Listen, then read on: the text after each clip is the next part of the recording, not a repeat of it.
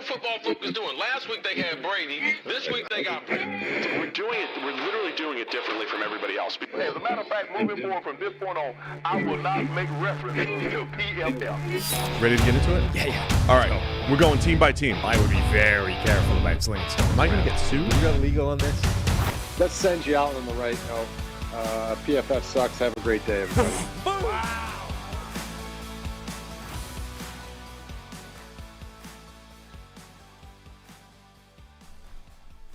Welcome into the PFF NFL podcast. Steve Palazzolo, Sam Monson. We're live on YouTube today talking preseason week 1. Sam, we have an entire week to react to here.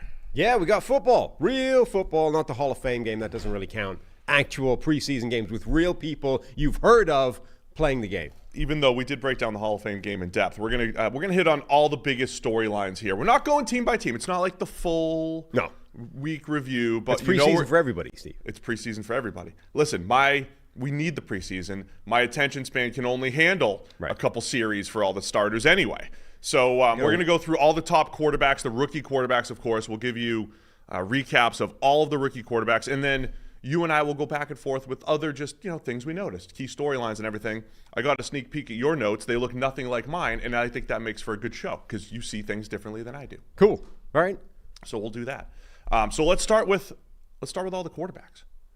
Okay? Yeah. And I want to do it by how they're drafted. Draft order. Okay. Which means right up top, we're going to be talking about Caleb Williams. Okay. But first, I'm going to tell you about, as a busy parent, you want to give your kids a head start in their financial future, Sam. But investing can often be both confusing and time-consuming. So, Fabric by Gerber Life makes it easy for you to set up an investment account for your child that grows with them and helps prepare for their financial future. Fabric by Gerber Life was designed by parents for parents to make it easy to plan for and manage your family's financial path. With a UGMA account from Fabric, you can start investing in your child's future today. UGMA stands for Uniform Gifts to Minors Act. So while your kids can invest when they're minors, a UGMA account allows you to invest on their behalf and gives their investments more time to grow. Join the thousands of parents who trust Fabric to help protect their family. Start investing in your child today at meetfabric.com/PFFNFL. That's meetfabric.com/PFFNFL. MEET fabric.com/PFFNFL. Portfolio is managed by Florida Washington Investment Advisors, Inc. Additional services provided by Apex Clearing Corporation. All investing is subject to risk. Monthly minimum contribution required. Learn more at meetfabric.com. All right, Sam, let's get into the rookie quarterbacks. And then just a quick reminder, as we announced on Thursday, we are departing PFF with our final PFF show being next week, next Wednesday, August 21st. Put it into your calendar. It's going to be a fun little send-off and trip down memory lane. Be sure to check out the new show, Check the Mic, anywhere you listen to your podcasts. All right. Caleb Williams. React. Go. I got a lot of notes. I'm ready to go. Our friend JT O'Sullivan's already put a video out. I love some of his insight. I'll drop in here as well. Did you cheat? You cribbed his notes? No, listen.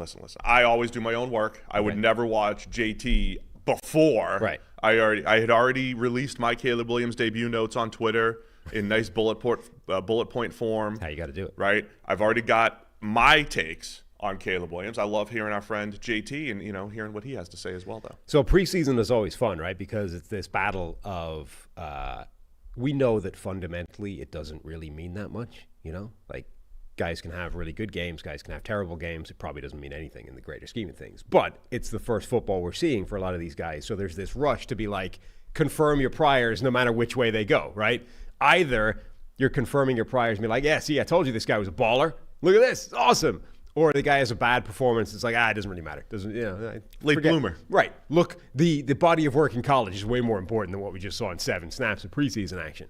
But when they do confirm your priors, it's really difficult to rein it in and not get excited and carried away.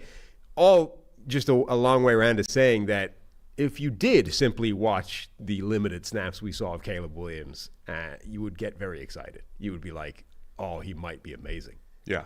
And this is where it's not necessarily about the stats or the production or even the PFF grade necessarily in the preseason, right? Again, those are the grades are really good when it comes to regular season and projecting going forward. But for right now, I'm looking at skill set. I'm looking for feel. I mentioned the word comfort a lot for rookie quarterbacks. You just want to see what these guys are capable of. And I remember the 2021 class, my instant reaction on Justin Fields was like, oh, he's fast. Like he's fast at the NFL level. There are little things like that, I think, that show up early. Does the arm play? Does the athleticism play? Do those things play on an NFL field? Those are some of the things I'm looking for early on here. Yeah, so, I mean, I think you're kind of reminded how good he is on the move. Like, the reason he gets Rodgers and Mahomes comps is because he's able to make those throws, the throws that Mahomes can make, that somehow the ball makes it to the place where it doesn't for other people. You know, when he throws like off platform, running to his left, back across his body, one of the reasons most other quarterbacks don't even attempt that throw, they simply can't get it there, right? It looks open, and it might be open, but the angle you need to try and launch the ball at, you simply can't get the velocity to get it back there before a linebacker or a DB from somewhere else can get in front and take it away. Mahomes has the arm to be able to do that. And Caleb Williams does as well. Like, his ability not just to be accurate on the move, but to actually maintain velocity and get the ball where he's trying to get it to on the move is ridiculous. That was his, best trait, I guess, in college. And even just in a couple of throws, you could see that still plays. Number two, the improvisational ability to just do weird things still plays. I mean, the highlight reel, I guess, that would be the first play that someone sees from him was that just yoink, pocket collapsing around him, running backs over there. I'm not even going to look at it. Just chuck it. Just get rid of it. Offload it effectively in a collapsing pocket as if it was rugby, gets it to the running back. It just looks awesome. So that stuff obviously still plays, I think we're seeing. The thing I was most impressed by, though, was how quick his processing and reads were. Like, if you go and watch the all-22, like the end zone view, look at his eyes. You can see a number of plays in there. And you didn't play that much, but there were multiple plays where you see read, ball out, right? Like, really quick processing. That's the important thing for Caleb Williams, because that was the unknown part of his game. Can he do that and get rid of the ball within rhythm, stay within the structure of the offense, and just get it out, even if he has to work through, a full field read and do it that way? Or is he always going to default to the hero ball, to escaping, to trying to make the magic happen? At least in this limited outing, we saw a glimpse that he can do that and be really good. I'm gonna nitpick that last one, though. I agree with so much of what you said. I'm gonna nitpick the last one. Look, there's only 10 dropbacks, right? So these things are all tiny sample sizes. There were a couple plays, though. I think he could have worked a little bit quicker. His very first play from scrimmage, he did bail from a clean pocket. Now, I don't think there was much there, right? But he bails from a clean pocket. He does it out the back. I also wanted to highlight go check out JT's video, QB School. JT was highlighting, I don't know if you saw this, as he was running, he's scrambling to the right, and JT was mentioning how Mahomes and some guys who are special when they leave the pocket will peek just to make sure they're not going to get strip sacked. Mm-hmm. Williams did that, but he also extended the ball. So he's scrambling right and extending the ball in front to just like really make sure that there's no backside strip sack. But when you bail from clean pockets, it puts pressure on your offensive line. They lose leverage. They're more likely to hold. And Darnell Wright did get called for a hold. Right. So that is one of those, hey, the O-line's got to do a better job of also understanding your dude's going to be out of the pocket a lot, and you're going to have to let go when you lose leverage. So there were a couple plays I think he could have worked quicker. But the thing I was most impressed with was the athleticism. And I'm talking like pocket athleticism. You mentioned speed. I think the way he came out of his bootlegs was spectacular. Throwing on the run without losing any speed running, and also just the velocity on that was outstanding. I just thought his pocket athleticism, when you say he's going through reads, he's doing it like a C.J. Stroud would. Like the thing that C.J. Stroud was so good at last year was going 1 to 2 to 3, balanced and ready to throw. And he did that. That first third down conversion to DJ Moore, he cancels over the middle of the field, turns back to DJ Moore, zips it in there. Boy, was it really good. I mean, so I thought the pocket athleticism as well as the running, right, general scrambling, getting out on the bootleg, running athleticism, I thought stood out a ton for Caleb Williams as well. And I think all of the traits that people loved about Caleb Williams played, right, on an NFL field against, most starters for the Bills. He looks fast, arm looks good, throws well on the run. I made the point, this isn't exaggerating, he's already one of the best in the league throwing the ball on the run. I mean, it's a small part of the game, but he is so good at it. And I'm not saying that off of 2 throws. I'm saying that after seeing him at USC and Oklahoma. Right. And then he did it at the NFL level. He is one of the best in the league throwing the ball on the run. I like that on only 10 dropbacks, the Bears had 3 bootlegs, right? So they have him under center, and they're using that athleticism to get him out there. They're using his ability to throw on the run. Again, 10 snaps, but 30% of those have him getting out of the pocket by design. So you're going to see they're going to use Caleb Williams to stress the defense. He read 2-man on 3rd and long, saw it pretty quickly, and took off for a first down because there was no spy, there was nobody keeping an eye on him. So he's already, I think, showing that with the arm, the athleticism, and the natural playmaking feel, that he's going to be a playmaker. Yeah, that's the thing. I think that what we were kind of not at cross purposes. We disagreed slightly on one of those plays earlier where, like, the one where he took off from a clean pocket, he did, and that's a reasonable complaint or criticism. But I think he had read that quickly in multiple reads and then decided the option was to bail and not wait for something else. Like I forget what it was. They had a sail concept or something on the right side. He decided neither part of that was open, came across to a shallow drag across the middle, probably should have taken that, but decided didn't want it. And at that point, he's like, I'm getting out of here. I'm going to try and make something work. You're like, okay, so that I'm okay with that. That's reading through a multiple part process and deciding he didn't like any of it and could try and make something else happen by himself. And again, so you might criticize and say, that's the stuff you really need to rein in. You're not going to be able to get away with playing that way. But he kind of can, right? Like, it's not like the Baker Mayfield or the Christian Ponder syndrome of thinking you're more athletic than you are and trying to always escape at the bad place and getting chased down from behind. Caleb Williams has the athleticism to still get away with that stuff at the NFL level. You just don't want him doing it all the time. You want him actually taking the plays there. So the coaching point on this play, I imagine, would be sitting him down and going, why didn't you take the shallow drag over the middle? That's the pass we want you to hit. You know, take 5 yards when there's 5 yards there. And I think that's probably an easy fix, right? And to just get him, move the needle a little bit more in favor of that, get the ball in the hands of receivers. Don't you take that every single time. But the fact that he was able to look at the high-low, read that, turn it down because neither one of them was open, go to the third guy, analyze that, and okay, he maybe should have thrown that, and then bailed, I think is way more important than it was like one read, then bailed. The fact that he at least turned down number 2 before deciding to bounce, I think is a positive thing versus, like, there are other quarterbacks, without naming names, that would have looked at the high-low, turned it down, neither one's open, and then run. Caleb at least looked backside, decided, no, I don't like that, and then ran. Yeah. So it's a step further. And look, when we're looking at all these rookie quarterbacks, a lot of those plays, I just thought he could cancel reads a little bit quicker on a couple plays. That's all. And that may have been one of them. That often comes with time. Again, off the top of my head, I think guys like Jimmy Garoppolo and Carson Wentz did that early in their preseason careers, and they became really quick decision makers, especially Garoppolo. One last thing. I am anti-manufactured hype. Hate that. Manufactured hype. Okay. That is undeserved. So I want to see if you remember this. Andrew Luck's first career preseason pass. Do you happen to remember it? I do not. I remember it distinctly for 2 reasons. It was the day I met Neil Hornsby in person. So we went out, grabbed a burger, and we were watching Colts. There's no way that Neil ate a burger. Well, he went to a burger place where I had a burger. Right. I don't remember what he ate. Gotcha. But it was probably something that didn't have a bun. Right. And so we're watching the Colts and Andrew Luck's preseason debut. And his first pass, somebody fact-checked me on this, but at least I think it was his first pass. Screen pass for like an 80-yard touchdown. Okay. And the hype was like, oh, Andrew Luck, he's unbelievable. And I'm just like, I get so mad at that stuff. It's a screen pass. Yeah. It's a screen pass. Now, Caleb Williams' highlight from the other day was a screen pass. However, this is one I think the hype is warranted and justified. The way he threw the screen.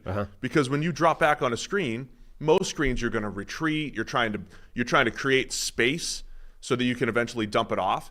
He sat, but the pocket got muddy so quickly. Yeah.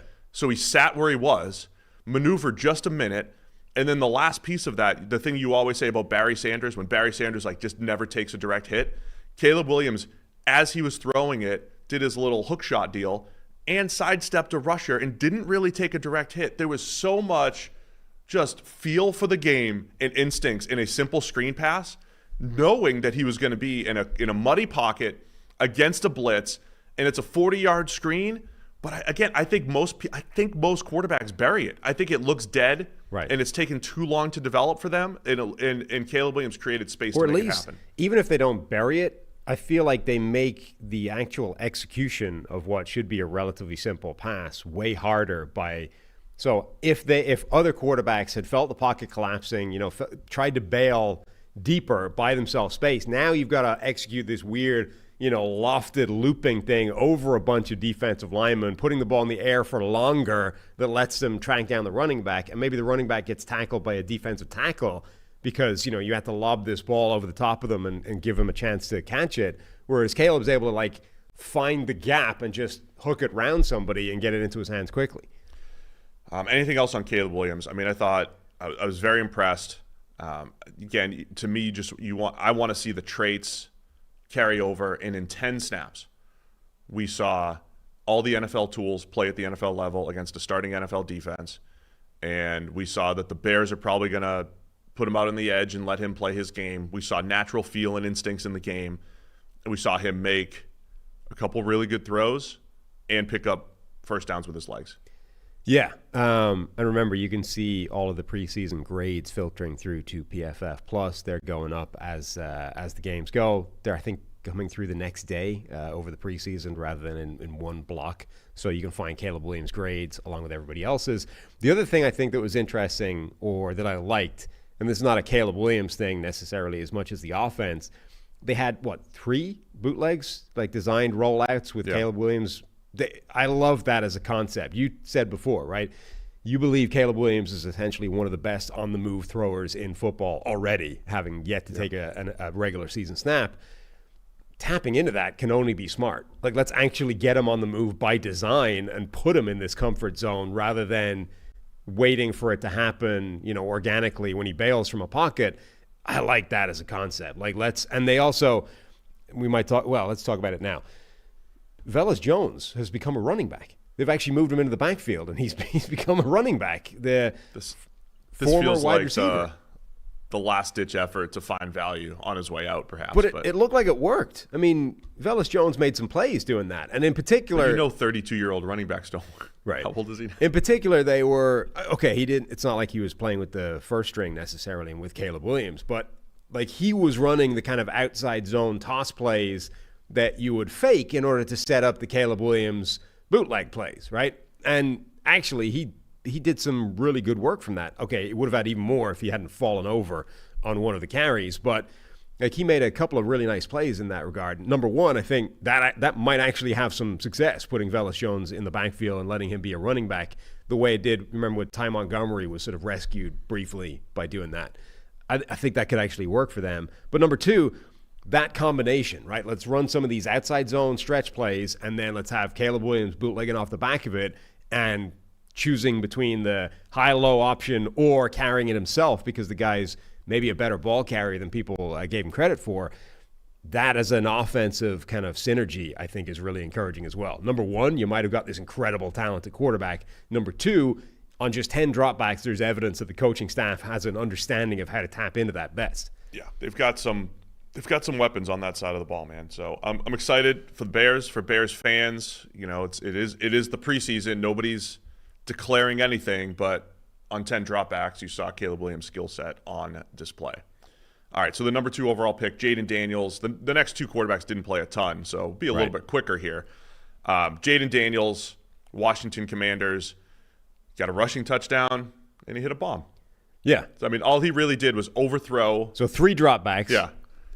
Missed high on a screen, a wide receiver screen, then dropped an absolute dime. Was it to De'Ami Brown? Yes. And that was a legit dime, by the way. Number one, I believe he checked out of a screen to get to that play. He checked to it. Number two, it wasn't just one of the...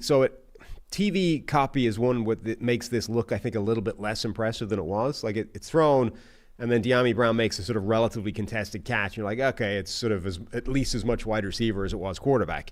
But if you watch another view of that, it's high and over his shoulder. It's away from the defensive back. It's a perfect ball location for a throw for a target that isn't like wide open, that actually is going to have some defensive back contestability to it. So it's an absolute dime to Dyami Brown.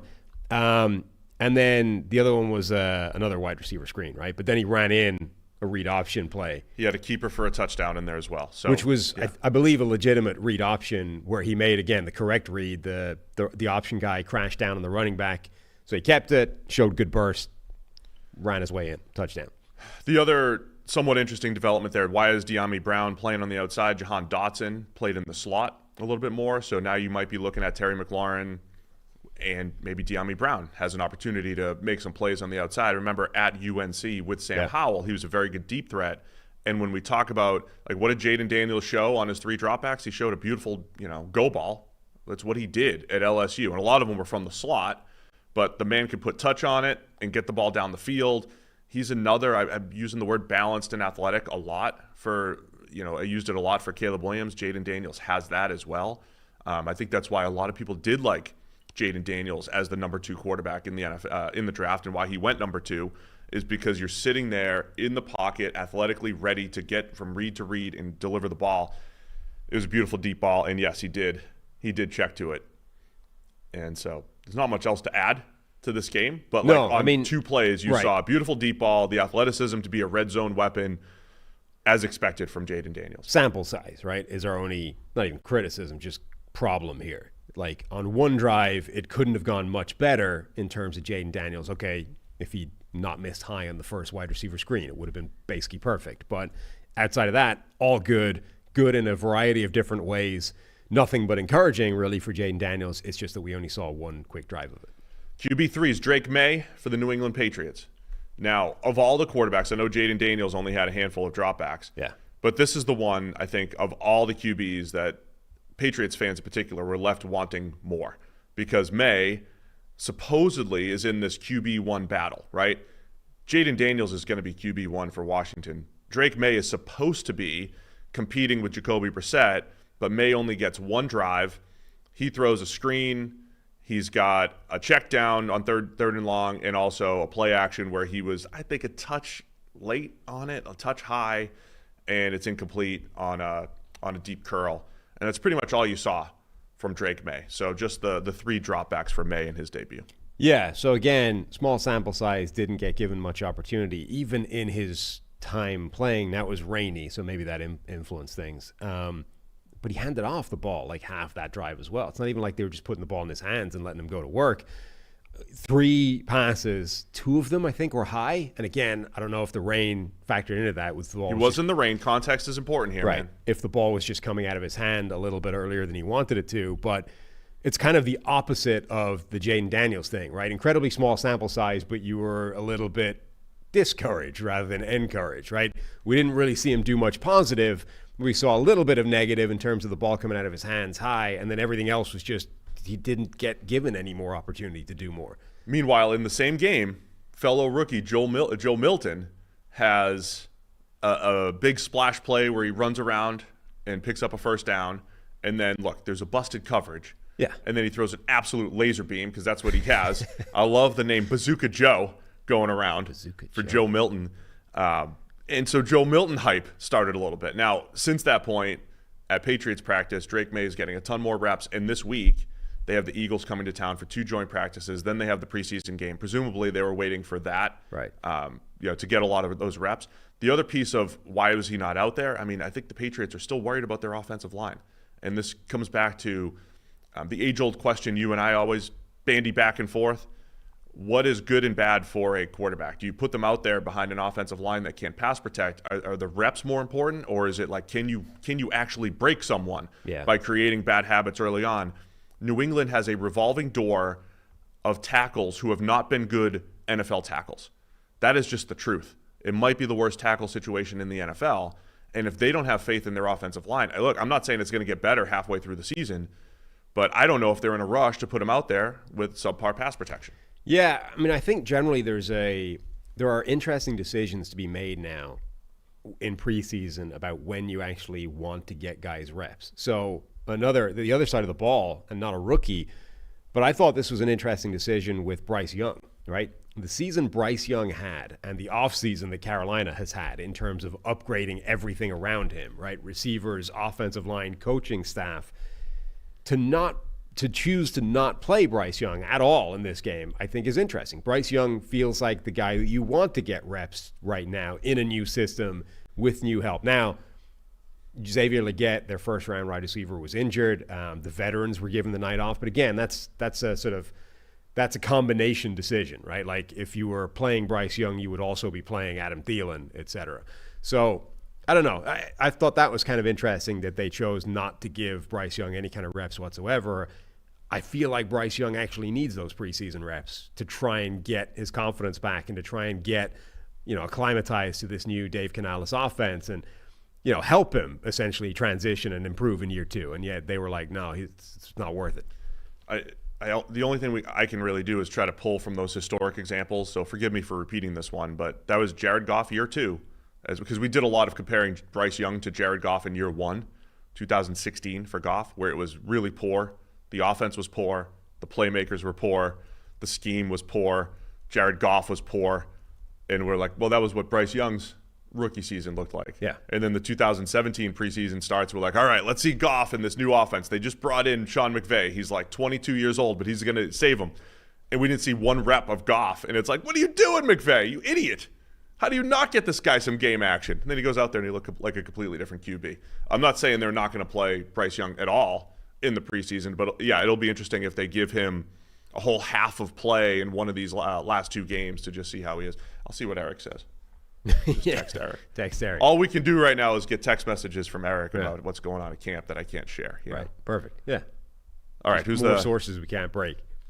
Next quarterback is Michael Penix Jr., number 8 overall pick, and our friend Zach Robinson running the show there for Atlanta. I don't know if Zach was calling plays. They usually don't have the OC call plays during the preseason, but what are your thoughts on Penix early on?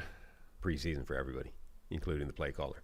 Yeah, ease into it. Yeah, so I thought he was interesting. The most obvious thing about his playing time is when Miami gave them single coverage on the outside, he just pulled the trigger. It was like an auto, it's like, remember when back in the day where Tyreek Hill created that out of Alex Smith. If you got one-on-one with Tyreek Hill on the outside, even Alex Smith was just putting the ball in the air and going, yep, I'll take that. Michael Penix was doing that. If Miami gave them single coverage on the outside, he was just taking a shot.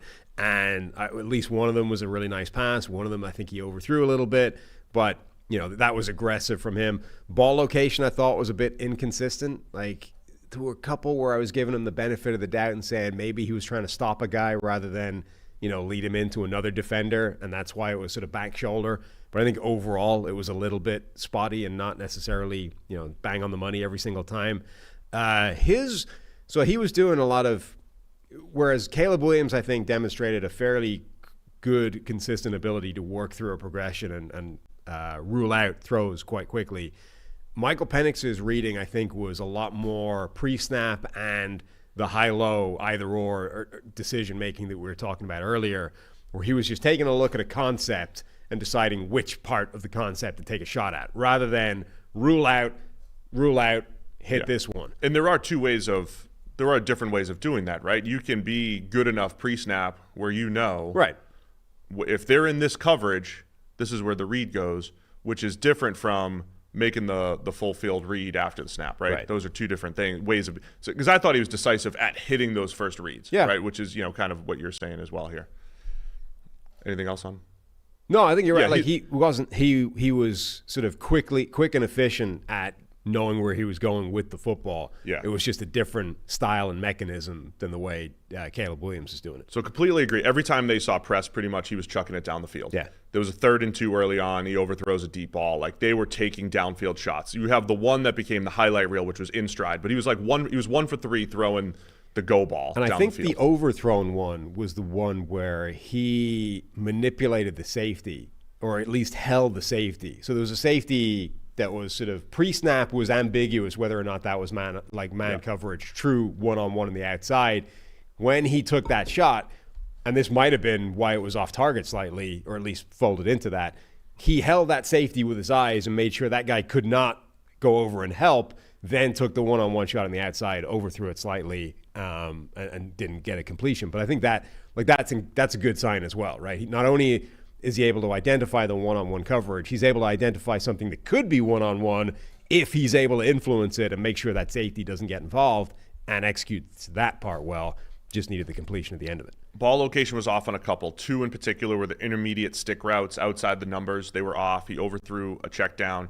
I like how he reset his feet, got to a backside dig route. I love when they get to a backside dig route, Sam. I love that. But I thought overall, Penix's comfort level was very good. I don't think he looked overwhelmed whatsoever. The one thing about the aesthetics of watching him throw is his front arm drives me nuts a little bit. And this isn't, by the way, I completely disagree with those who think that lefty throwers look different and that if you just flip them around, it changes. That is, I think you're out of your mind. That's an absurd statement. I mean, I grew up, my favorite player of all time was left-handed, and it looked beautiful and had nothing to do with him. Like Mark Brunell's throwing motion was a thing of beauty. There was a play-action play here that's like a routine concept, and I couldn't wrap my head around why it looked weird until I realized that it was a left-handed quarterback, so he's dropping back. Like his play-action looked different because he was left-handed. Never, I don't even know. Like this was never even a thing when Brunell was in the league. And, you know, the Mark Brunell light Steve Young was in the league, and Michael Vick came into the league. They were like, oh, man, I mean, if he just threw a little bit more aesthetically pleasing, let's just flip the this was like, the video. So this became like a Tua-only thing. No. But this one, I think, the play action, because I think a right-handed quarterback is turning the other way, right? Like, it's the classic, like, old-school play action where the guy's taking it from under center, turning around, like doing the full extension thing, tucking it back, like, and then from the bottom of the pocket, turning and hitting a sideline throw. But Penix, because he's left-handed, is turning the whole other way, and it's almost looking like a bootleg that stops up short. That's a and Sam it's like problem. He's hitting because it's like he's like almost bootlegging out to the left and then hitting the right sideline. I'm like, nobody ever does that. It's because it's not a bootleg. He's just turned the other way. Comeback that he overthrew, that he missed? No, he hit this one on the sideline, I think. But it's because it's not actually a bootleg. It's just he's turned the opposite way that a right-handed quarterback would to execute the play-action fake. Okay. More so, Penix's throwing motion. His front arm bothers me a little bit. It's really tight to his body. It's really tight. It's not as stable, and it feels like that might lead to some of the inaccuracy problems. Okay. You normally hate diving into throwing mechanics. I do, but the front arm is something that is so important as it's like a lever. It's like a balancing act for your arm, and it just gives you a little bit of leeway, so you don't have to be as precise because your goal is to get the hands to a specific spot for the release, right? And this helps the front arm balances a little bit. I'll just say the other guy who had an obnoxious front arm for different reasons Obnoxious front arm was Blake Bortles. Obnoxious front arm, inconsistent front arm. And Penix is just really tight to his body. He's really tight. He's like a T-Rex front arm, you know? And I don't know if that was affecting his accuracy. Okay. I mean, it's always been there. It was there during the draft process. It's always been there. Sometimes it pops a little bit more. It stands out a little bit more. He's always had a front arm. He's always had a front arm. Always had a front arm. I mean, this is the type of insight you're going to get on Check the Mic. Well, this feels like the kind of thing where I don't want to accuse you of being inconsistent at all, but maybe you do care about mechanics, but only when it shows up as a problem. No. So when a quarterback has janky mechanics, but he's able to get the ball where it's supposed to be every time, who cares? That's correct. Like Jim Furyk and his golf swing. Right. It's ridiculous, but it worked. Because these two things don't make sense. You cannot say, Christian Hackenberg has good mechanics when he doesn't throw the ball accurately. Because the whole point of mechanics, the whole point of moving my legs and my hips and my arm is to get the ball in my hand to a release point to throw the ball accurately. So you can't tell me he has good movement of his body if his arm doesn't get to the spot to throw the ball properly. You can't tell me that. You can't tell me Phillip Rivers has bad mechanics if his hand always gets to the right spot. Is that true, though? Like, can you not have excellent mechanics, but where the accuracy breaks down it's not a mechanical problem. You've misjudged the velocity and the direction that you need to actually. It's a mental problem. Like, because targeting is not a mechanic thing, right? Well, it is. Targeting can that's be like both a vision thing. Yeah, targeting can be both. It requires two parts, right?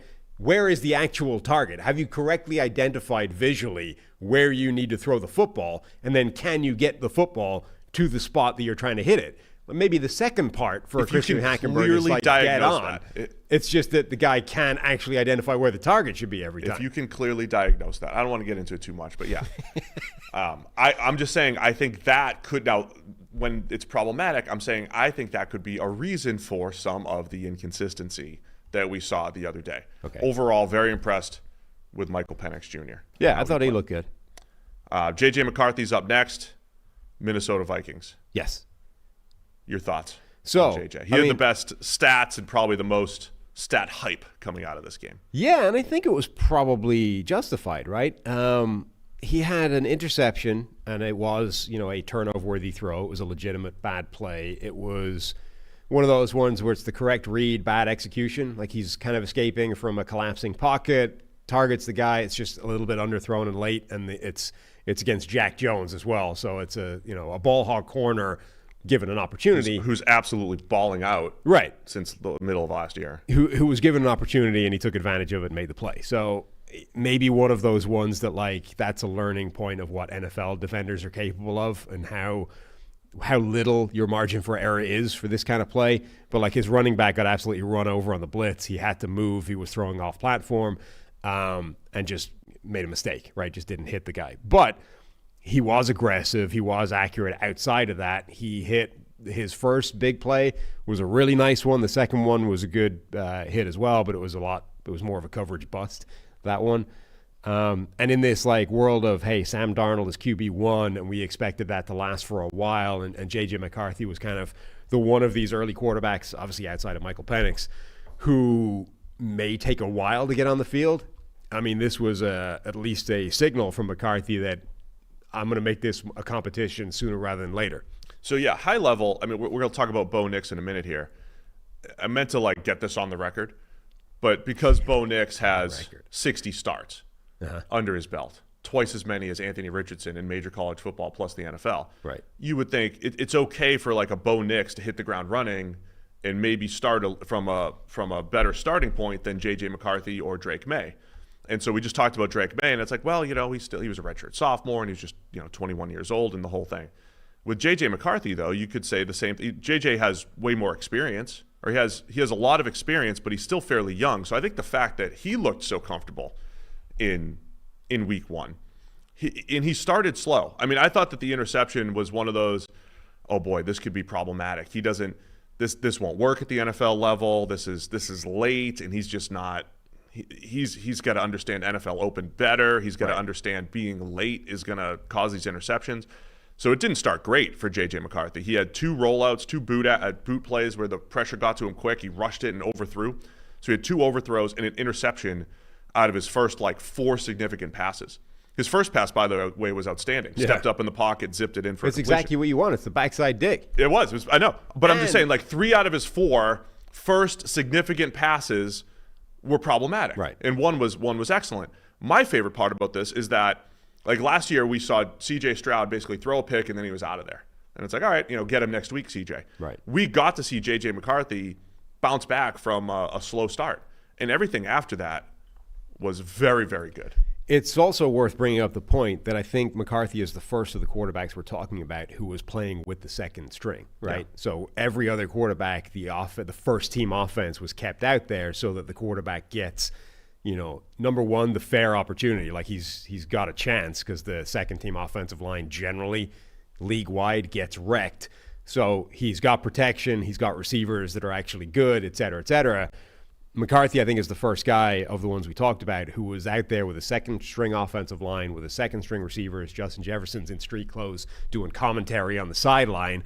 And his running back, Kenny Nwangwu, is basically a kick returner who got run over for that play, on the blitz for the play that turns into an interception. So it's worth noting that McCarthy was not given the platform that these other quarterbacks had in terms of who he was out there with.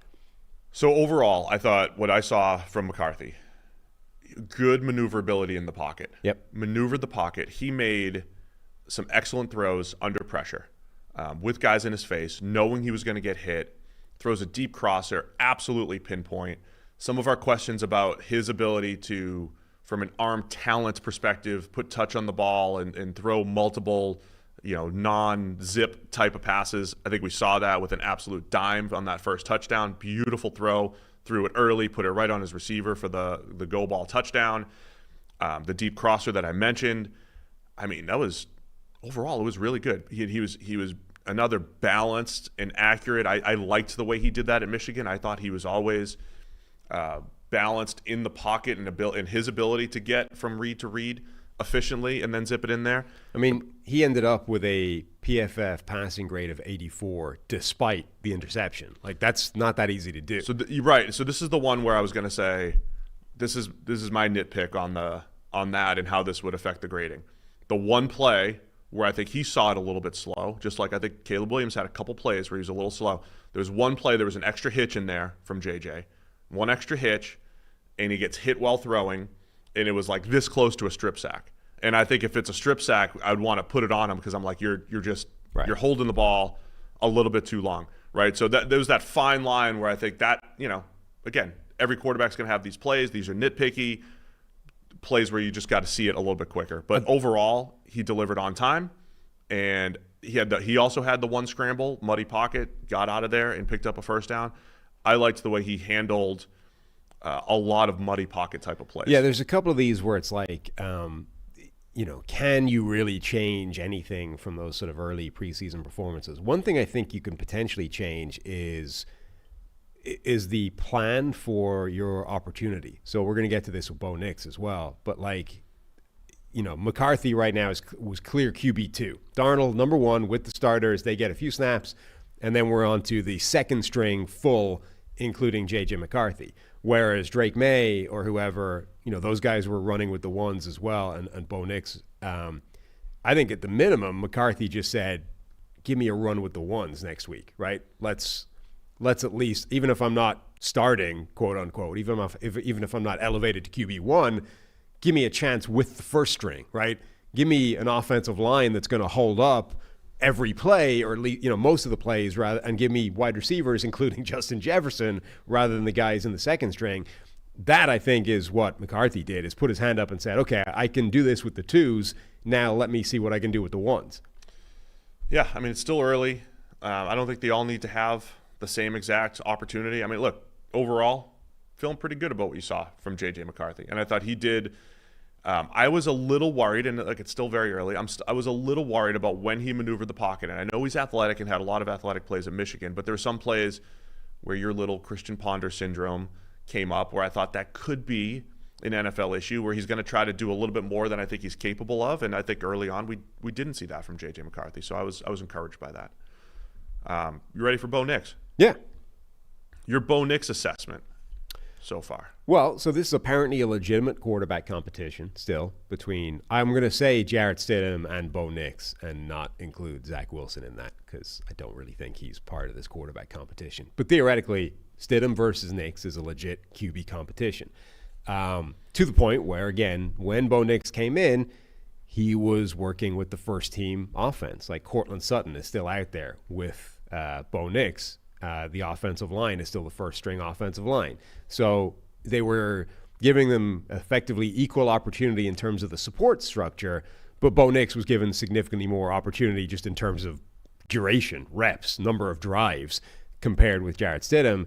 And I think generally, so he's going to be, I think generally took advantage of it and looked good, but his overall grade or whatever is going to get ruined by the throw where he tried to get his receiver killed. Which you can... First pass. Yeah. Which you can sort of... We can argue about whether or not... How dangerous is that from a ball protection standpoint as opposed to trying to get your receiver killed standpoint. Is that turnover worthy? Is it just risky and clumsy and a bad error? Either way, that's the one kind of blot on his copybook. Everything else was pretty good. Yeah, I think the stuff I said about Caleb Williams and J.J. McCarthy and what Jayden Daniels showed at LSU, I think the balance and the ability to get from read to read, I feel like was lacking with Bo Nix. When we were going through the draft prospect, there was I got the word spastic thrown out there for Bo Nix from someone in the league, and there was some of that in his game, right? Like I think I think he's excellent on the run, throwing on the run. Much like not like Caleb Williams, but like tick box when he gets out on the move. He does that well. But like the first play, he works backside, kind of gets stuck in the mud. He's under pressure. Yeah, he just throws hospital ball over the middle. It's either causing a concussion or a turnover. Right? That's the two options there. The way he threw it. There was another play where all he had to do, when we go back to like mechanics and footwork, all he had to do was just rotate back. Keep his base. He didn't keep his base, man. He started to like run up and throw on the run and just completely misses a wide open 15-yard pass backside. That reminds me of, you remember watching Jeff Garcia play? Well, Jeff Garcia had this unique style where he wouldn't just go like 1 to 2 and his footwork was pristine. He was always like running towards the line of scrimmage as he threw. It was like almost so many standard throws were thrown on the run, and it worked for Garcia. That's why it was fine mechanics, Sam, because it worked. But when you miss, maybe there's a better way to do it. So that's just something I would keep an eye out for Nix. He's got to be a little bit quieter with his footwork as he gets through his reads, so he's not missing those open throws. Yeah, but I think he executed like a lot of the short stuff, much like Oregon. The touchdown to Marvin Mims, was like the quick pull, put it right on him. You have to put that. It's a harder throw than it looks. The 1-yard touchdown, it's into the flat, but he had to be so quick, pulling the ball, zipping it right in there, putting it right on him. I thought that was good. I thought the quick game type of stuff was good for Bo Nix, and I think that's where the fit with Sean Payton is very good. My concern is on explosive play. Are they going to create enough explosive plays down the field with Bo Nix? There was a busted coverage where he got one out there, but his ability to hit the backside dig, to hit the 15 to 20-yard routes, I think I need to see a little bit more there from Nix. Yeah, it's interesting when you deal with these small sample sizes. I think his worst 2 plays were literally his first 2 dropbacks, right? First throw was the hospital pass and almost got his receiver killed. The second throw I actually think was a worse decision, where he's trying to hit a deep over, doesn't see a linebacker like dropping into, like stopping effectively his depth gain and sitting there right in front of that. And only because it was underthrown and off target did it just fall harmlessly incomplete into the dirt. Really quick. But like the linebacker's in better position. Do you see how he's throwing? So he gets to the top of his drop. He has an ocean. There's a little bit of pressure off the edge, but an ocean of clean room to step up in, and he runs up to throw it instead of stepping up, right? Hitting a guy. The opposite of what J.J. McCarthy did. J.J. McCarthy's first pass, shuffle, boom, lets it go. Trying to hit a guy that's going to get cut off by the linebacker that I don't think he sees on that play. But my point being, so that brings up 3rd and 10, having had 2 bad failures on 1st and 2nd down. 3rd and 10 is one of his better plays. He ends up hitting Cortland Sutton on the sideline. On the run. Shuffling away, shuffling away initially from a collapsing pocket and then ultimately running away from a collapsing pocket, hits the guy on the sideline, a number 1 receiver, the first team, on the sideline, 3rd and 10, keep the drive going, blah, blah, blah, right? So a lot of this with these quarterbacks is some, like, you're going to have some bad plays as a rookie in particular. How do you bounce back from it? I mean, his arguably the worst 2 plays he had in the game were the first 2. And then from that 3rd play, immediately bounced back, settled in. And from that point on, I think you got a much more poised, he did settle in better. Comfortable Bo Nix. Yeah. So again, to just sum up my complaint, like that play he had to Sutton rolling to his left, like he throws on the run pretty well. Pocket balance for me, for Bo Nix. I've been big on that lately. Pocket balance. And I don't think this is recency bias, but to me, that was the thing that was the trait that allowed CJ Stroud to continue to develop, that he was always balanced and ready to throw in the pocket. And so even when the results weren't perfect early on, that was the thing he continued to build on because his foundation was really strong. So pocket balance for me for Nix. I think the quick game stuff was pretty good. Some of the outside the pocket stuff was pretty good as well. And he bounced back. And I thought he showed off some athleticism as well. Yeah. He's athletic for sure. And more athletic than I think. He's another one of these guys that it's more athletic than people give him credit for. Like, you don't tend to hear that much about Bo Nix, but so you had the one kind of read option play that turned into a decent gain. But the scramble on 3rd and 3 where he picks up a first down, the guy that he beat to the sideline was Adebawore, the freak show defensive tackle that ran like a 4.4. Yeah. easily. So, yeah, like he comfortably outpaced the guy that runs what did he actually run? A 4.4, right? 4.49, I believe. Right, to the sideline. So even if he's 4.5 flat, running a 4.5 flat guy to the sideline is serious wheels. Yeah, I mean, I think we've said this about most of the quarterbacks, right? The athleticism was really good. Now, Penix is the only guy that didn't run. Penix also, by the way, didn't take a sack, similar to what he did in college. But he ran really fast. He's just not a scrambler. Right. But all these other guys showed the athleticism looks like it could play at the NFL level, and that added weapon against defenses. Bo Nix showed it, Jayden Daniels, Caleb Williams, J.J. McCarthy, all showed they could use their legs as weapons, which, again, is not the main point, but it's a nice extra piece to keep defenses off balance. Anything else on Bo Nix?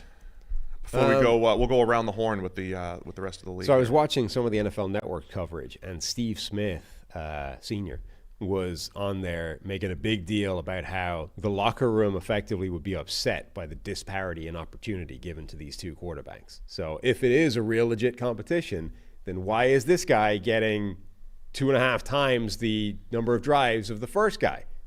That's not fair. Of course he looked better. He had more opportunity to do that.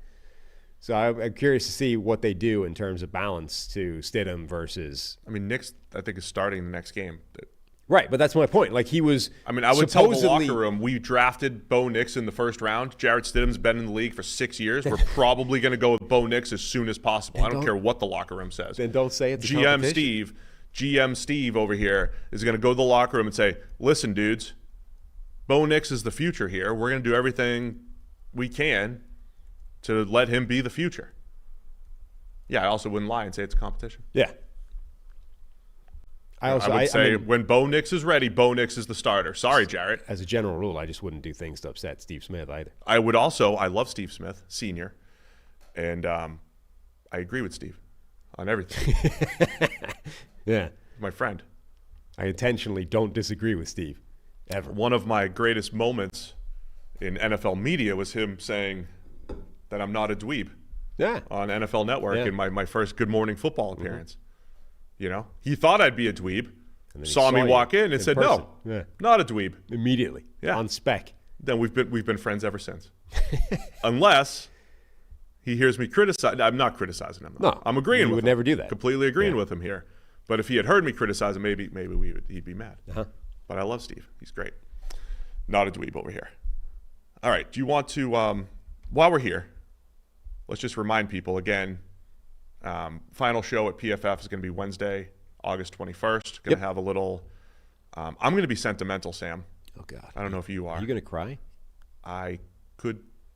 You're way, I mean. I'm softer. You are. When it comes to that type of stuff. It's quite incongruous, I think, for a man of your size to blow. Well, I'm humbled by it's wrong. I'm just saying it's unusual. I've been humbled by the kind words both internally at PFF and externally. Yeah. You know, the kind words from people and, you know, wishing us the best as we move on to the 33rd team and our new show, Check the Mic. Humbled by how many people care and how many people have said, hey, you've been a part of our football lives for the last however many years, 2 years, 6 years, 10 years, but it's up to 10 years for a lot of people. Yeah. So no, it is. Wednesday the 21st will be our goodbye show here at PFF, and we'll just we'll be handing it off to Trevor and company. Yeah, and the only thing we would do is to urge people to subscribe to our new show and keep listening to the PFF show. So we're going to have essentially double the podcast for you. Double the podcast. Check the Mic podcast, and we're going to have the PFF NFL podcast. It's all still going.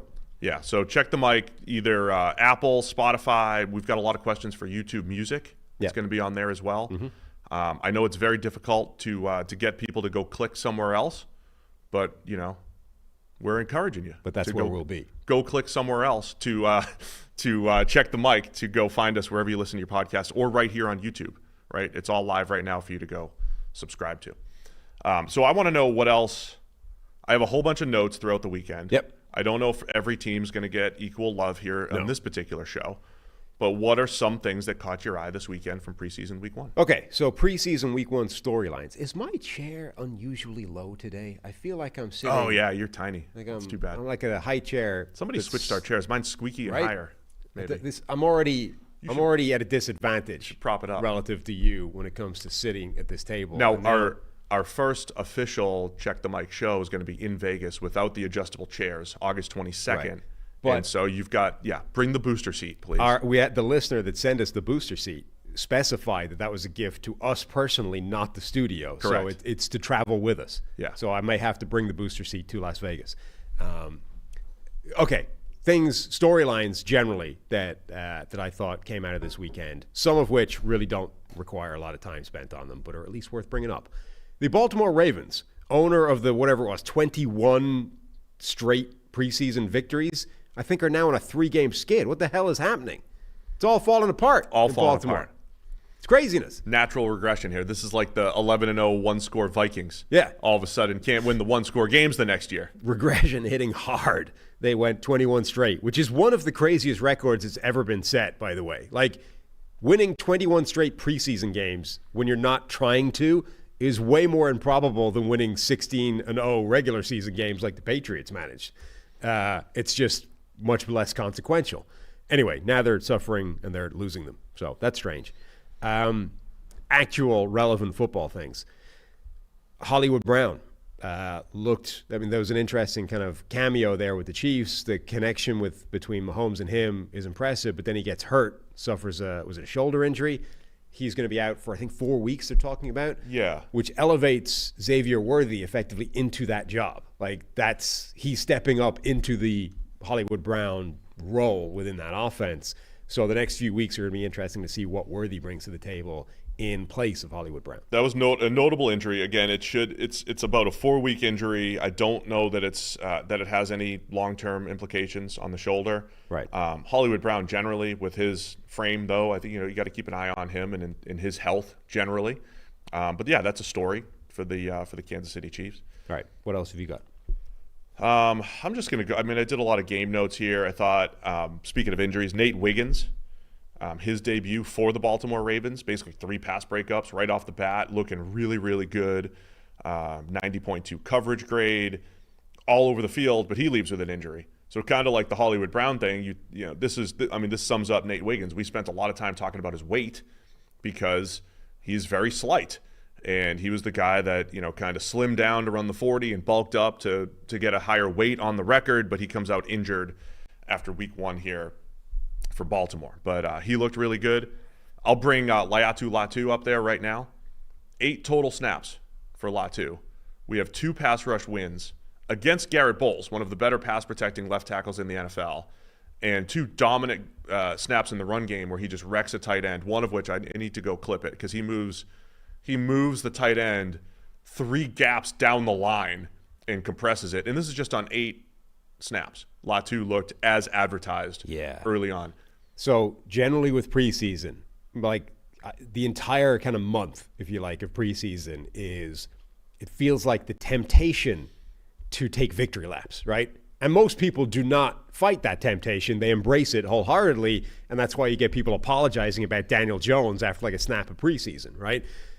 For the entire month, if I tweet things about players, it's generally tongue-in-cheek, like, celebrating Jermaine Burton's breakout for you. Or right? me suggesting, asking the question, just posing the question, is Jermaine Burton the best receiver on the Bengals? Right. But generally speaking, I'm trying to either be tongue-in-cheek or at least sort of say, well, this is also something a guy was doing in college. I'm trying to avoid taking outright victory laps about guys after like half a dozen snaps of action.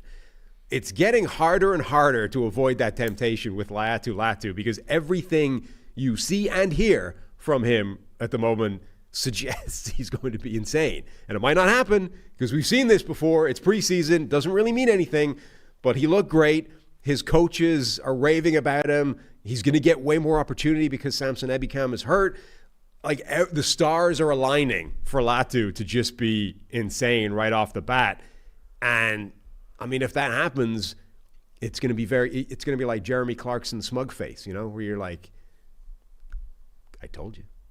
It's still early. Not doing it yet. I'm just saying it's pointing in that direction. It's still early, but he looked very good. What else have I got? Oh, so in the spirit of balance, right?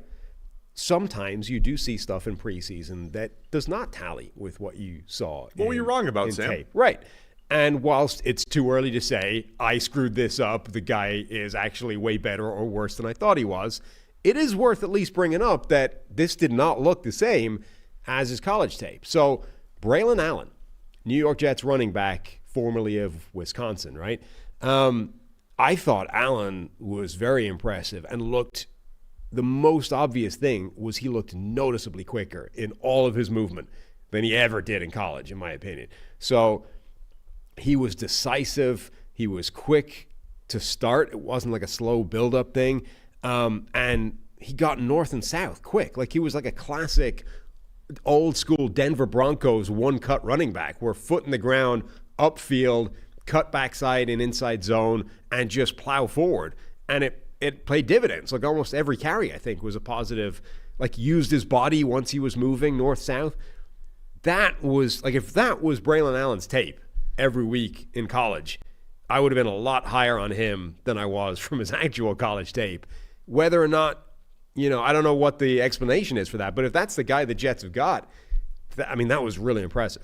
If you're following Jets beat writers and basically the reports all the way from minicamp, remember they drafted him and Isaiah Davis, two different running backs. Yep. Allen is pretty much locked in as their number 2 behind Breece Hall. Now, Breece Hall was a workhorse relative to other NFL running backs last year, but your fantasy handcuff or whatever you want to call it here, I could drop some fantasy insight in here. Nice. Braylon Allen, clearly the guy, played well, has been playing well, and I think they've got him as their clear number 2.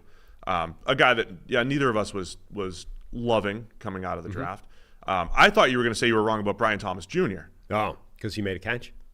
He made a really nice 41-yard catch. It was a nice catch. Down the field. It was also I've called him a one-trick pony. That was his one trick. That's the trick. Yeah. That's the trick. So it's a good trick to have. It is funny, explosives. Actually. So when you say, look, I try and avoid the temptation of taking victory laps in preseason, your standard Twitter user does not, right? So when you get plays like that, you get tweets. So I had 2 Jags fans being like, ready to say you were wrong already? They're in the chat already here, Sam, right? Too. They're in the chat. No, look, that was a really nice play. Okay, the pick justified. The one-on-one deep pass on the outside is his one trick. That's what he's supposed to be good at. This was more complicated than that. It involved, fighting back through a defensive back and making a kind of tough, contorted catch around a guy, as opposed to just like catching a ball over your shoulder that's kind of open. So it was on the more impressive side of that type of pass. It was, however, that type of pass. Like that's what he's supposed to be good at. If he isn't good at that, like what are we even doing here? So really nice play, but even if you give him total and full credit for that and say that's phenomenal, like that doesn't at all address my concerns with him, which is that's all he's good at right now. Speaking of the Jags, Parker Washington had, I think, the best kick return. There were 2 good ones, right? There was Parker Washington. I forget who the Tennessee. other Titans. Yeah, had a good return. That was it. The Washington one, he was kind of weaving. I tweeted it out. Got good traction. Good traction on Twitter. Well, people are surprised that you're now a special teams aficionado. Special teams guru almost. But yeah, he made a couple really nice cuts. He's very good with the ball in his hands. Again, I think the new kickoff return might open things up for guys that are just excellent ball carriers like a Parker Washington to make some plays. I think on Sam Schwartzstein, which way around is it? He was the guy that was sort of effectively, was he the creator of this style of kick with the XFL? Yeah. He was on Mina Kimes' show a while ago, and he was saying one of the things is he was big with the XFL and running this and like making it as obvious as possible to the teams when the play has started, because they can't move until the kick returner has touched the ball. So he had like a siren, like an air gun, he had lights or whatever, like made it very, very clear when the play is go. The NFL has nothing. So we're getting a lot of these penalties where guys move early because you either have to look back at the returner and wait for him to get the ball in his hands, or you need to just effectively guess and try and time it. Do you have like one guy give you So they need something, go? Right? I feel like that's just creating a rod for their own back. Like if you are creating a bunch of penalties that are only in existence because you're not giving the players a signal of some description, the obvious solution to that is find a damn signal so that we're not wasting time with, that was whatever the actual penalty for that is, but like illegal whatever penalty. Like, that's stupid. We should not be calling that penalty ever unless a guy goes even before he's given the signal. We've solved this already. Like, why are we creating problems that were already addressed by guys that created the system? Again, kickoff-wise, teams they're still not showing a whole lot. One of the big storylines this weekend, I think, was Sean McVay on commentary. And he was mentioning that, too. He's like, it's not going to – he's like, we're going to kick it in the end zone. We're not showing anything. They're not showing anything. This isn't – basically saying this isn't even a real play. Yeah. Like, these aren't even valuable reps because nobody's running it the same way they're going to do it during the regular season. No, it's all just fake at the moment. We have a comment in the chat that I was going to address anyway, but the question is about Austin Booker from the Chicago Bears. We now have 2 games of Austin Booker action. He's been impressive. And old friend Mike Renner, R.I.P., posted a video that I think sums up my thoughts, which is he showed all the clips of Austin Booker upon first contact jacking back offensive tackles. Like, the power and length of Austin Booker is on display. So again, what can we take away from the preseason? The stats are fine, the grades are fine, the production is fine, but I think the NFL traits that look like, hey, this can translate at the NFL level against, it's happening against NFL players. Austin Booker's power and strength and length look like potential problems for opposing offensive tackles. Very impressed by Booker through 2 games. Yes, he always had really high-end potential. So if he has actually started to put it together quicker than people were expecting, I mean, there's a legit way he could be an impact player quickly. I was also talking to some personnel people this week. His name came up. He went in the 5th round, pick 145.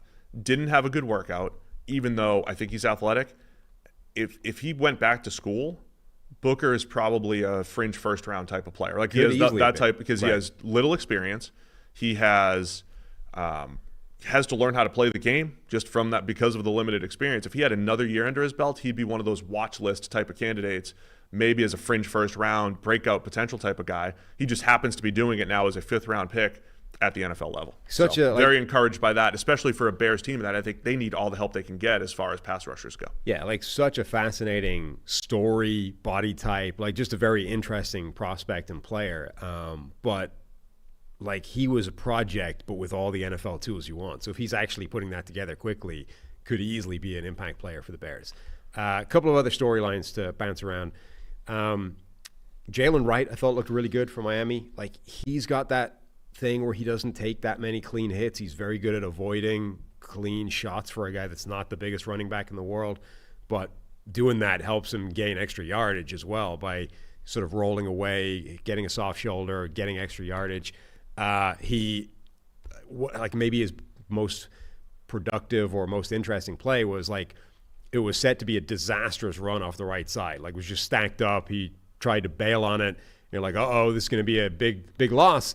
He ends up reversing field, getting to the left side, like, uses that speed to turn it into a good gain. So I think Jaylen Wright looked really good. I had another running back that I was going to mention as well, but I've forgotten who it was. Wide receiver, Jamari Thrash. So I think I said this to you yesterday. I think DTR, Dorian Thompson-Robinson, quarterback for the Browns, he's going to be the new, like, preseason stud quarterback, the guy that shines every preseason. And then if he gets regular season opportunities, it just doesn't translate. He's the guy that's sort of really good for this level, but somehow below this level, and is just going to be trapped in that limbo world for the next few years. But anyway, he was the guy who had a really nice the future. He's the guy who had a really nice pass that gave Jamari Thrash a really nice catch. Thrash could be a thing for the Browns. I promised the Jermaine Burton hype to continue. You did. So Bengals wide receiver Jermaine Burton. The 2 deep passes, one for a touchdown on a double move, another one just winning at the catch point down the field. He did it late, right? He did it 3rd quarter into the 4th quarter. It wasn't with the starters or anything. Yusevish, Andre Princeton. You're going to need to learn how to say his name if he's going to be a thing. Princeton. Looks like he's going to be wide receiver 3 for the Bengals. Charlie Jones out injured, so he's not in the running. But I think, again, if Burton is just eased in as my classic wide receiver 4 down the field threat and then, continue to move up the depth chart. Of course, I was tongue-in-cheek saying, is Jermaine Burton the best receiver on the Bengals? But explosive plays are there, man, when he's out on the field. Yeah, I mean, a really nice couple of plays from him. Obviously, you were going to go in that direction at some point. So, Bills, we got 8 snaps with Josh Allen, right? So we got effectively 8 looks at their new wide receiver rotation, their offense, what it's going to look like theoretically heading into the season, with this whole question mark of no Stephon Diggs, no number 1 wide receiver. Like, what is this whole dynamic going to look like? Keon Coleman, I think, was in on every single one of those 8 snaps and was the only receiver that is true for.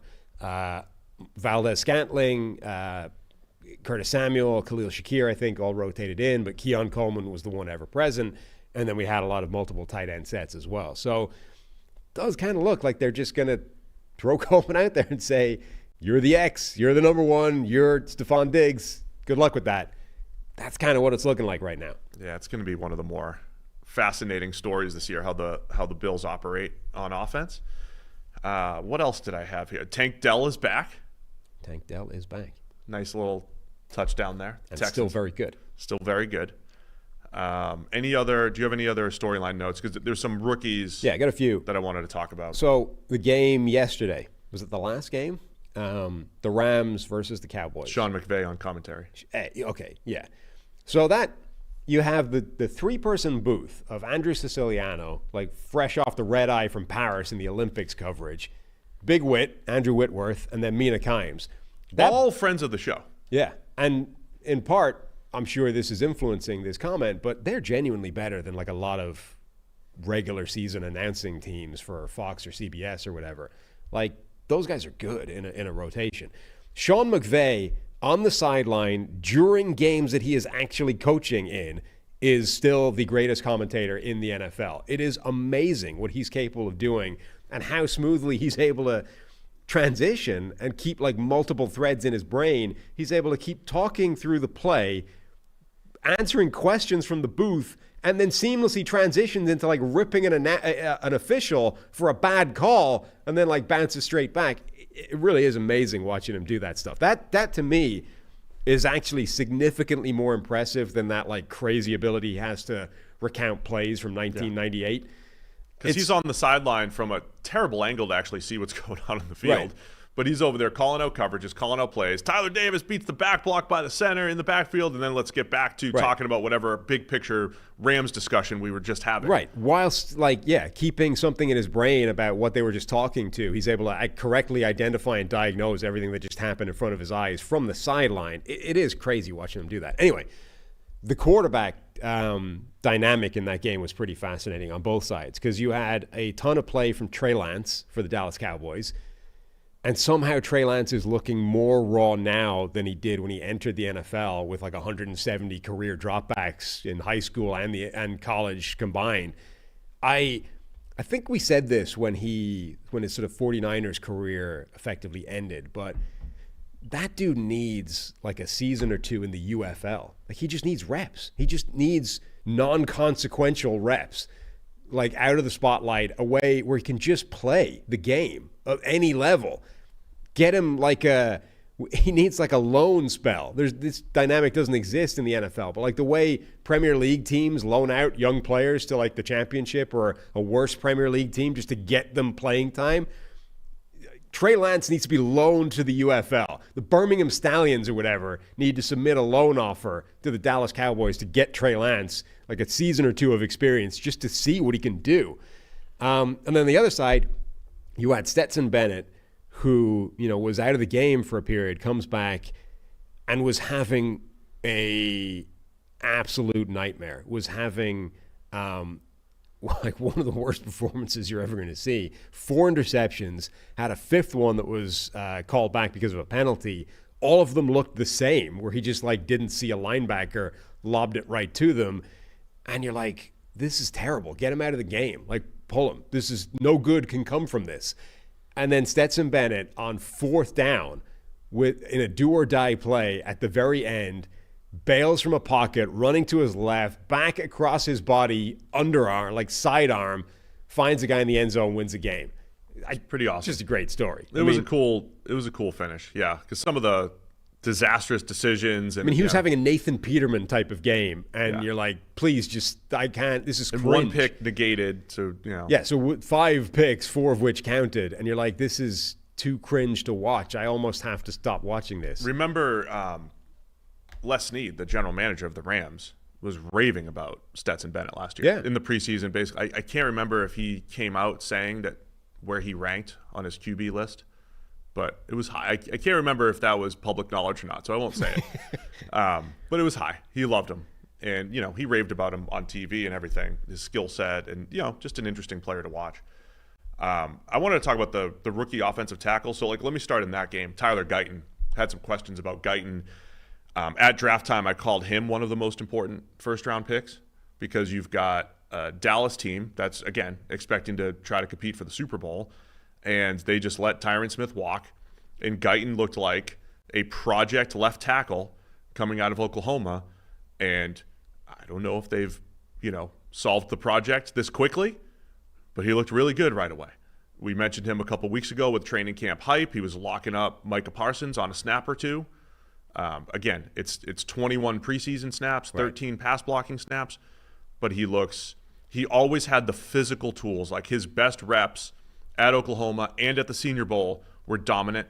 Our friend Jim Nagy was on the show here last year comparing him to Tyron Smith as far as movement and length and just the body type and the potential. And so far, he looks really good. He was moving people at the point of attack, smooth in pass protection. He's a Duke Manyweather guy. I need to do more analysis on Duke guys. Add it to the model. Right? I do need to do more. Because listen, this is what it is right here. Guyton did not have a very good production profile whatsoever. And those guys, don't hit very often when you have a poor production profile at tackle going to the NFL. The way baseball has moved to player performance and reshaping how pitchers pitch, they reshape hitters' swings more than ever at the major league level. Like pitchers go in, they can gain velocity, they can change their pitch shapes. Like these are things that never happened before. I was in baseball 12 years ago, Sam. This stuff didn't exist. 14 years ago now. It's getting older. That stuff did not exist then.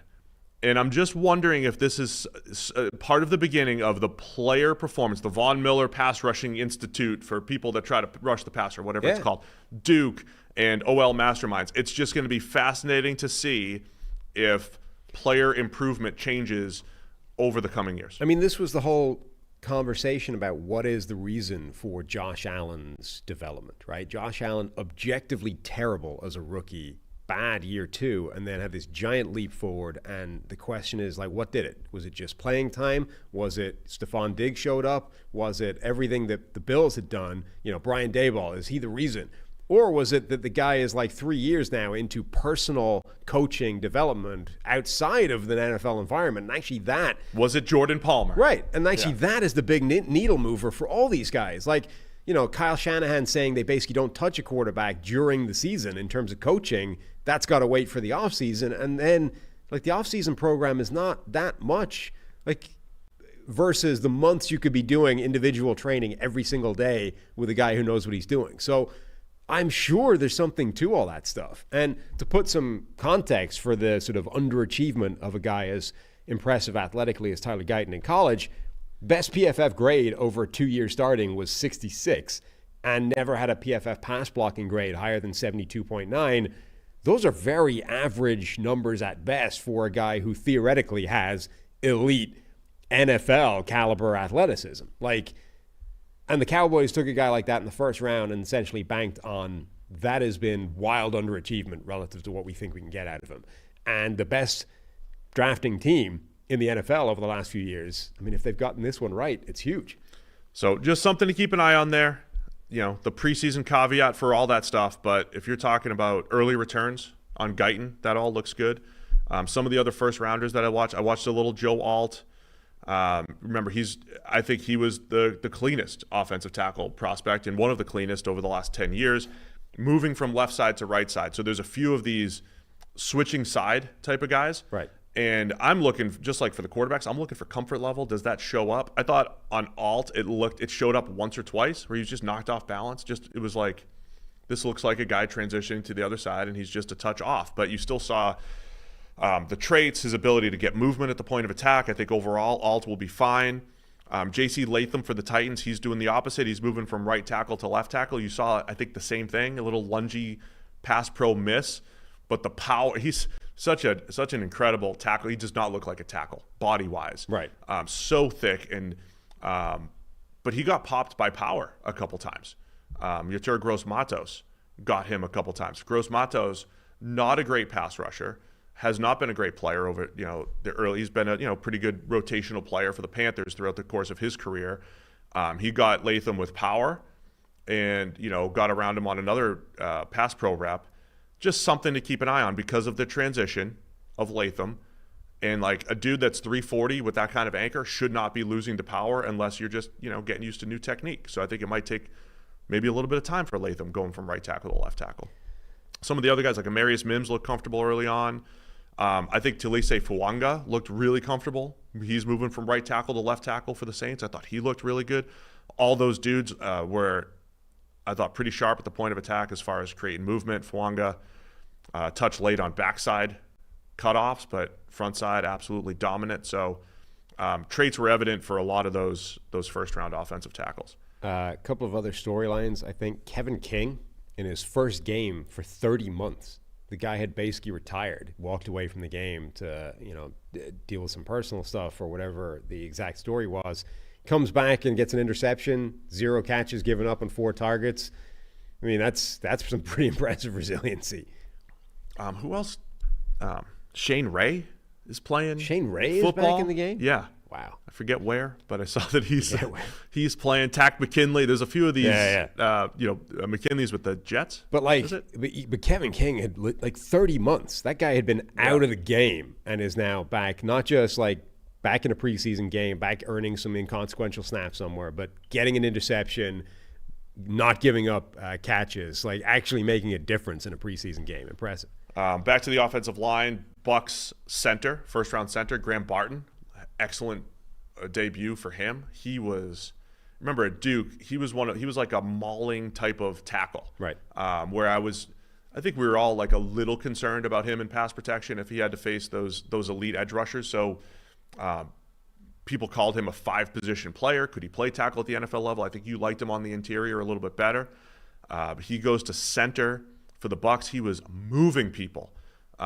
Bucky Irving also looked good for the Bucks, rookie running back. And on Bucky Irving's touchdown, it's Graham Barton, a little combo block, getting to the second level, creating a massive hole for the 5-yard touchdown run. So early returns on Barton, strong for the Bucks. Ennis Rakestraw had a really good game for the Lions. Basically had him lined up in press man almost the entire time. Remember, he was a second-round corner when they got Terry Arnold in the first and then came back and got Rakestraw in the second round.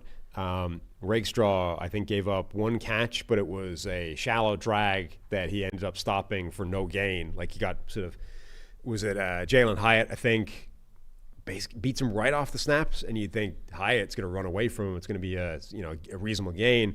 Rakestraw tracks him down, makes the tackle for no gain. That was the only catch he gave up, and was a problem in press man for the whole game for them. So really impressive debut from Rakestraw. The last, Byron Murphy, first rounder for Seattle. You tweeted out the play where he just absolutely resets the line of scrimmage and then finishes it for tackle for no gain. Had a similar bull rush where he deposits the center into the lap of the quarterback. I mean, we've raved about Dexter Lawrence and his ability to get pressure from the nose tackle position. Byron Murphy, if they do play him at nose, I mean, just the power that I saw the other night, I think he could be nose tackle too in the NFL. Now, he doesn't have the same size as Dexter Lawrence. He's closer to 300 pounds. But, man, I mean, if he's going to be pushing the pocket on centers like that, I think they'll still be able to move him around the line of scrimmage. But Murphy was really impressive as a rookie. I mean, in his debut. Yeah, he looked very good. Particularly that play was absolutely monstrous. Instant power. Reset the line of scrimmage in the run game and the pass game. And then the last thing I wanted to hit on was Irish kicker Charlie Smith for the Saints. His first kick in the NFL was a game winner for the Saints, where they iced him. This was a guy that literally, I think 1 year ago, almost to the day, was the very first time he kicked in NFL football, like auditioning for our guy, Tyke Leader, as part of that whole program in Ireland, right? So he's a Gaelic footballer Gaelic football, for anyone that doesn't know, it's a round ball. It looks like a soccer ball. So shows up to Leader's kicking auditions, very first time he kicked a football of any description. And now he's kicking preseason games for the Saints, kicks a game winner for his very first kick. But in that time, in the last year, he's gone from Leaders Academy to the International Player Pathway Program to the NFL Scouting Combine to signing with the New Orleans Saints to now getting a chance to kick a game-winning preseason field goal as his very first kick. Is Tyke going to be the guy? The Duke? He's the Duke, yeah, of kicking. He's the Duke of kicking. He's just going to be feeding Irishmen to the league here. I mean, I think what we're seeing is, remember the way like the NFL for years was signing a whole bunch of Australian league kickers as punters, like that became a thing for years. All these Aussie rules guys rather, were signing for the NFL as punters. I genuinely think there's a pathway for these, for a lot of Irish guys, whether it's Gaelic footballers, whether it's rugby players, as kickers or punters in the NFL. And Tyke Leader, who anyone that's been listening for long enough, he's been on this show and talked about it. I mean, he's gone from trying to do that himself effectively, not quite making it to the NFL, and is now setting up this pathway, and it seems legit. I mean, Charlie Smith is a young guy, which is why he's been signed, whereas a couple of these other guys didn't. I think it's largely an age thing, but he's shown he's hit 65-yard field goals in training camp for those guys. His accuracy, I think, has been a little bit up or down, hit or miss. Sometimes he's on, he'll nail 5 straight from crazy distances. I think sometimes there have been some misses in there, but I just think that's a crazy story. That guy had gone from, in literally a calendar year, from kicking a ball for the first time ever to nails a walk-off, I think it was walk-off, preseason game winner for the Saints. I even retweeted that. So I retweeted 2 special teams plays because I did love that story. And Tyke was pushing him and everything. Did you see who the first guy out congratulating him was, by the way? Saints sideline went nuts when he scored. Yeah. Like, they were all into it, all these guys. I did not see who was first. First guy. Who'd you think? I don't know. Derek Carr? Yeah, Derek Carr. First guy out to him. QB1 is out there to congratulate the Irish backup kicker on sealing the win right at the death. That's some leadership. I'm Can't glad put you a price noticed on that. that. Glad you know. David noted. David's going to highlight it on Yeah. NFL Network. No, that was great. It was a good story. Look, we couldn't touch on everything, but it was fun. It was fun having football back and having all sorts of stories to talk about. Now that football season is fast approaching, you can get ahead of the game with PFF, Sam. Watch this. Use code NFLShow25 to get 25% off your PFF Plus annual subscription. So as Sam mentioned earlier in the show, as we speak, grades from yesterday's game getting finalized and being put out there, so you can get access to all of that, the insights and tools trusted by all 32 NFL teams. Dominate your fantasy league and roster with PFF's Fantasy Mock Draft Simulator, draft rankings, live draft assistant, and in-season tools. You get premium stats for the players, teams, and matchups from the NFL and college football. Use best bets to find an edge in your player props and parlays. You want to go to subscribe.pff.com. Use the code SHOW. The code is NFLShow25. NFLShow25 at checkout. Again, that's subscribe.pff.com. And Nathan Yankee, owner of the most accurate rankings in the business, is already out there updating them based off what he's adjusting seen. the rankings. So, for example, we're out here being like, preseason doesn't really mean anything. Nathan's out here going, well, the Giants had Tyrone Tracy listed as running back 3 on their depth chart, their official depth chart. But clearly his deployment in the game showed that he's actually running back 2. Move him up. I was very impressed with what Nathan was tweeting out there, and I know that's going to be on PFF.com, but these breakdowns of when players played, this is stuff. What? Tyler was just simply asking, is my chair actually sinking more and more as the show goes on? And the answer is yes. Yes, it is. You're getting shorter and so shorter. Despite trying to adjust it upwards, it has in fact gone downwards over the course amazing. of the show. Yeah, I love it. Carry on. What were you saying? I was trying to talk up Nathan and what he was putting out there. This is stuff that NFL teams actually do, is to try to figure out They try to figure out, they look at who's playing with the 1s and the 2s and the 3s and when they enter the game, and they're trying to anticipate cuts and who to scout, and like that's how they do it. And you could do the same thing for your fantasy team, anticipating who the 2 is. The number 2 running back is huge.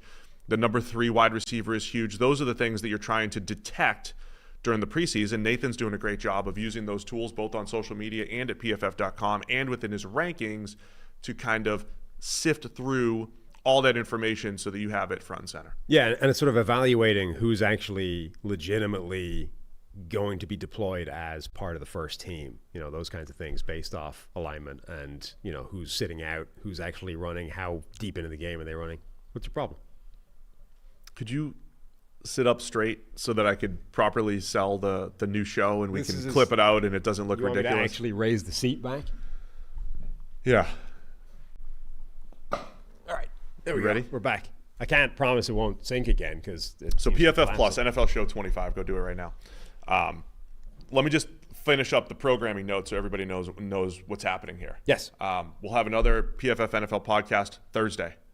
I don't know exactly what's going on. I'm off to see Seahawks Titans this week. See, there's slander back in the chat about my height because of the chair thing. See, this is it's the chair's fault. This is what our regular sized people have to deal with. One guy says there's no way Sam is 5'11", and then Walt says Sam is 5'6" max. Will you confirm how tall I am? I can't confirm because I was talking to my mom last week, and listen, in high school, 2 pitchers, me and another guy, we pitched every game in high school, and I was my size, and he was 5'5". His name's Adam. And my mom last week when I was back home on vacation was like, that Sam just reminds me of you and Adam back in high school. And I said, Mom, Sam's not 5'5". Right. He's a little bit taller than that. When we had this big PFF retreat here, there were like half a dozen people who said to me, you're way taller than I expected you to be. Because all I get is the distorting comparison of being seen near you, which I think I've told this story before, but it has a genuinely perception altering effect on what your mind does. So when we had one of the first PFF kind of get-togethers at the Combine years ago, right? It was the first time that I'd met you in person. And so everybody in my brain simply got categorized into Steve size and not Steve size, right? There were 2 buckets, and those were the 2. And it wasn't until the following year where I met one of those guys again, and he's like 6'3". I'm like, oh, wow, you're actually way taller than I thought you were, because he was simply in the non-Steve size bucket the year before. And then freed from the warping perception of you, it was like, actually, he's huge. He's 6'3" and pretty big. You break people's perception. I'm not 5'5". Sorry. I am 5'11". I'm also much taller in person, to be honest. I get that a lot as well. Large, period. All right, can I finish our programming notes here? Yeah. There'll be a show Thursday. I don't know what we're doing for it. But I'm going to Seahawks Titans camp, trying to watch a little joint practice. Next Monday, we'll review preseason week 2. And then Wednesday, the 21st, will be our last show on the PFF NFL podcast. You and I, a little throwback, a little history of PFF. Thank all of our fans and listeners throughout the years and kind of go through, how we got here. And I think pay respects to some of the people that helped. Mm-hmm. At least that's what I want to do that day. In the meantime, our new show, all the feeds are live. Check the mic. It is on YouTube. It's on Spotify. Stop booing. It's on its way to YouTube Music at some point. It's on its way to YouTube Music, so go check it out. Make sure you click. You got to go there and click the button, subscribe, do the 5-star review, do all that fun stuff. You might have. We're up to the Apple rankings are dead smack, perfectly real. There is no problem with the Apple rankings. Yeah. It has us right next to New Heights. The Kelsey podcast has us a top 10 sports podcast already. Mm-hmm. So you got to go join the fun there. You may, if you YouTube, check the mic. If you're on Android, so number one, the links are all in a pinned tweet of mine at PFF_Sam, which itself will have to change at some point. But for the moment, you will find all the links there. If you're searching on an Android device, you may have to search the whole thing, right? Check the mic with Sam or Steve Palazzolo and Sam Monson, then it'll show up. If you just search check the mic, it may not show. So search the whole thing, and you should be able to show it up. But as always, we appreciate, we're only able to do all this because of our viewers and our listeners. We appreciate everybody for always being a part of it. So that's it for us today. We'll be back again Thursday, more PFF NFL podcasts, and then next Monday reviewing all the preseason week action. We'll see you again Thursday, more PFF NFL podcasts.